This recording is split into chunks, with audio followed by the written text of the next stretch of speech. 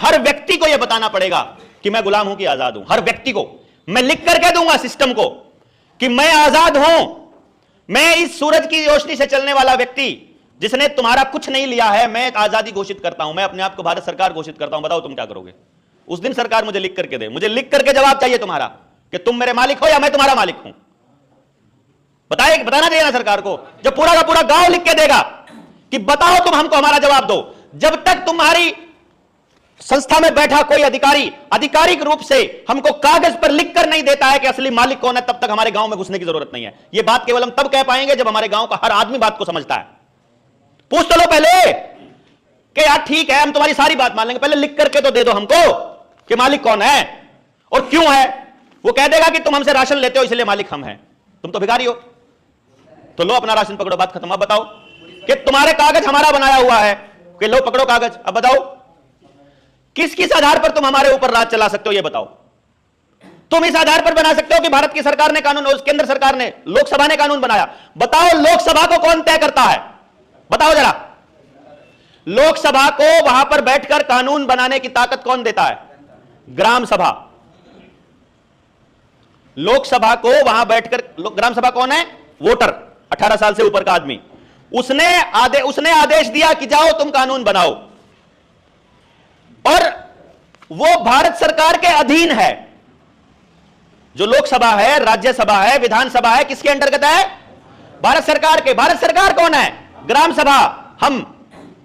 हमारे अधीन है वो। हमसे पूछे बिना कानून बना सकती है क्या? असलियत में नहीं बना सकती है। यह बकायदा लोकसभा की कानून बनाने की प्रोसीडिंग के अंदर शामिल है कि मेंबर ऑफ पार्लियामेंट यानी जो सांसद होगा, वो सांसद पहले अपना बिल रखेगा सारे सांसदों के सामने।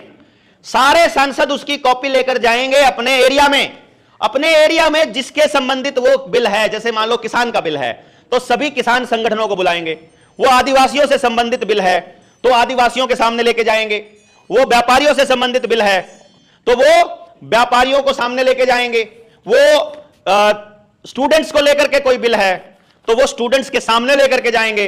वो लेकर के जाएंगे किनके सामने? जिनसे संबंधित वो कानून है, बिल है, बनाना जा रहे हैं, कानून बनाने जा रहे हैं। अब वो जो संस्था है, उस संबंधित संस्था है, वो बताएगी। जैसे मान लो किसान से संबंधित बिल था या आदिवासी से संबंधित था, आदिवासियों के जितने संगठन है सबको वो देगा एक एक कॉपी कि देखो अब ये कानून बनने जा रहा है। तो अब आदिवासी क्या करेंगे? वो उसको पढ़ेंगे, वो बोलेंगे इसमें तो ये गड़बड़ है, इसमें तो ये गड़बड़ है, इसको ठीक करो, इसको ठीक करो। तो आदिवासी अपनी रिकमेंडेशन देंगे उनको कि ये गड़बड़ है, इसको ठीक करके बोलो। तो सारी जगह से सारे आदिवासी, और अगर वो किसान से संबंधित आ जाए तो सारे भारत से सारे किसान, वो अपनी रिकमेंडेशन भेजेंगे वापस उसके पास, पार्लियामेंट के मेंबर सांसद के पास। वो सांसद फिर उसको सारी को जमा कराएगा संसद में। फिर संसद में वो सारे के सारे एक लाइन में लगेगा। जब वो सारा का सारा एक लाइन में लगेगा तो वो सारी समस्याएं एक साथ में डिस्कस होंगी। तो फिर नया उस बिल के अंदर फिर अमेंडमेंट होगा। समझ गए? उसमें वो बदलाव होगा कि जनता ये चाहती है। वो बदलाव के हिसाब से फिर नया कानून फिर पेश किया जाएगा। पेश करने वाली जो पार्टी है या जो सांसद है वो उस बिल के फायदे बताएगा कि ये कानून पास हो जाएगा तो देश की जनता को ये फायदा होगा। दूसरे तरफ विपक्ष ये बताएगा कि इसका ये नुकसान होगा। फायदा और नुकसान करके फिर जो चीज पे अमेंडमेंट करनी होगी उस पे अमेंडमेंट किया जाएगा और फिर पेश किया जाएगा। फिर उसके ऊपर बहस होगी और बहस के बाद फिर वोटिंग होगी। और फिर जब वोटिंग के अंदर जिधर भी वो 2/3 मेजोरिटी जितना भी पास करना है बहुमत से जब वो पास हो जाएगा तब वो मतलब लोकसभा से पारित होगा। लोकसभा से पारित होने के बाद वो विधान उसमें राज्यसभा में जाएगा। राज्यसभा में पारित होने के बाद वो राष्ट्रपति के पास साइन होने के लिए जाएगा। तब जाके वो कानून बनेगा। यानी आपका एक एक व्यक्ति जो इसमें शामिल है उसको शामिल किया जाना जरूरी है। तो क्या आपसे पूछ करके कानून बनाए जा रहे हैं? तो फिर हमारी सरकार कहां से है? मालिक से पूछे बिना नौकर तय कर रहा है कि मालिक तुम्हारी जमीन बेच दी है? ये तो ऐसे ही हो गया ना, दुकान पे रख लिया आपने कोई नौकर और नौकर अगले दिन मालिक आए, हाँ भाई सुनाओ कैसे हाल है? बोला मालिक दुकान बेच दी है?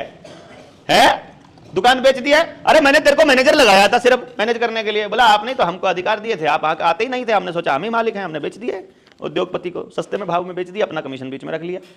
मालिक फिरता फिर पीछे पीछे चक्री काटता हुआ। आपकी जमीन को ऐसे ही तो बेच रहे हैं ना वो। लो जी अधिग्रहण हो गया, विस्थापन करो, निकलो यहां से। मालिक पेट में गया, क्या चक्कर है यार, हमसे पूछे बिना बेच दी कि तुम्हारे पूछने की जरूरत नहीं है। किसने कहा कि कानून बना दिया है? किससे पूछकर बनाया? हमने बना दिया। क्यों बनाया? अरे तुमने बहुमत दिया था। अरे बहुमत थोड़ी दिया था, 30% से जीते हो, 70% ने तो तुम्हें नहीं दिया था बहुमत। सब गोलमाल है ना? बिना जागरूकता के हो सकता है ये लड़ाई? ये बड़ी लड़ाई है। हम आपको अंधेरे में रख करके बिल्कुल नहीं चलेंगे, स्पष्ट बताएंगे।